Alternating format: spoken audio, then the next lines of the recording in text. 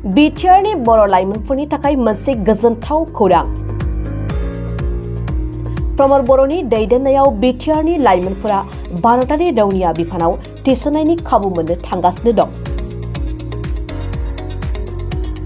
थांनाय 2020 मायथाइनि 27 जानुवारि खालाराव बर' हारिनि गेजेराव थामथि बिटिआर गोजोन गोरोबथानि 10.2 दफानि गेजेरजों बिटिआरनि सिङाव थानाय गोसो गुदुं बर' लाइमोनफोरखौ भारतारि रौनिया बिफान इन्डियान आर्मी, पारामिलिटारि आरो पुलिस बिफानाव गावखौ थिसननायनि गेजेरजों हादरनि थाखाय खामानि मावनो हानाय बायदियै गोरोबथायाव मख'नाय दफा बादि आगु फोरोंथाय बादा होनाय हाबाफारिया दिनैनिफ्राय उदालगुरि जिल्लानि सिङाव थानाय टंला जौमा फरायसालियाव अग्निपथ स्किमनि गेजेरजों इन्डियान आर्मिनि अग्निवीरआव बर' लाइमोनफोरखौ आगु फोरोंथाय होनो थाखाय रेजिस्ट्रेशन खालामनाया जागायबाय।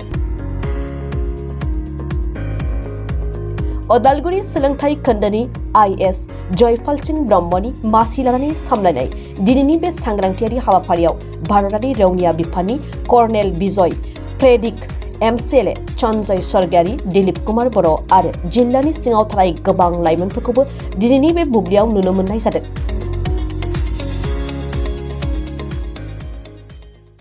गोथार हाबाफारिनि सायाव एसे फोरमायनोसै।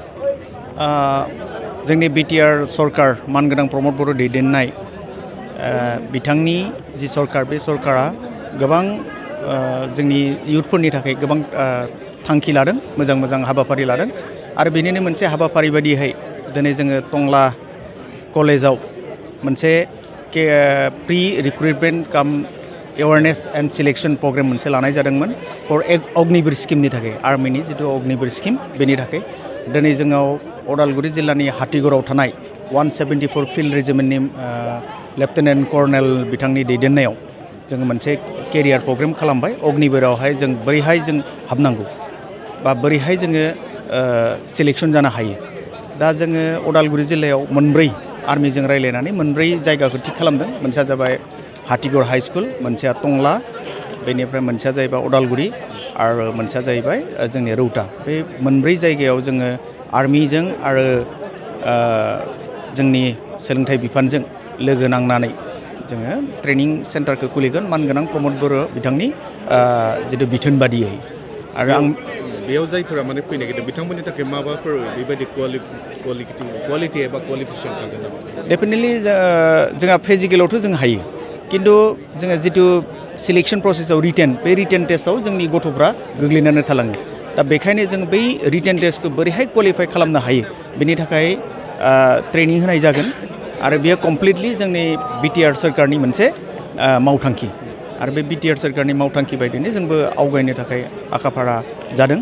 आरो दिनै जोबोद गोजोनथाव बाथ्रादि जोंनि दिनैनि बे गिबि खेबनि जिथु बे रिक्रुटमेन्ट बा काउन्सिलिं प्रग्राम, बे काउन्सिलिं प्रग्रामाव गोबां फरायसा फरायसुलिफ्रा माजबादनिफ्रायबो फैदों, अरांनिफ्राय फैदों, उदालगुरिनिफ्राय फैदों, टंला, भेरगाव आरो बेफोर ओनसोलनिफ्राय फैदों, लोब लोब फैनायखौ जों नुनो मोन्दों।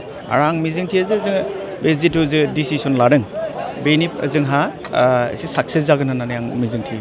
जिहेतु एवारनेसखौ लाबाय, एवारनेसखौ लानायनि उनावहाय रिक्रुटमेन्टनि खोथाया माबोरै फैगोन?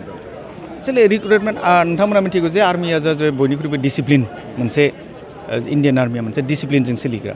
गतिके बेहाय जोङो जास्ट जोंनि फरायसाफोर, बे फरायसाफोरखौ जों हेल्पल' होनो हागोन, जे जों आइडिया होनो हागोन जे माबादि फरायोब्ला बा माबादि जोङो एग्जामाव एपियार जायोब्ला जों उथ्रिनो हागोन, बेखौ जों आइडिया मोनसे होनो हागोन आरो डेफिनेटलि बेनिफ्राय जोंनि फरायसा फरायसुलिफ्रा गोबां लाबा लाब जागोन बेखौ आं नुनो मोनो आरोखि।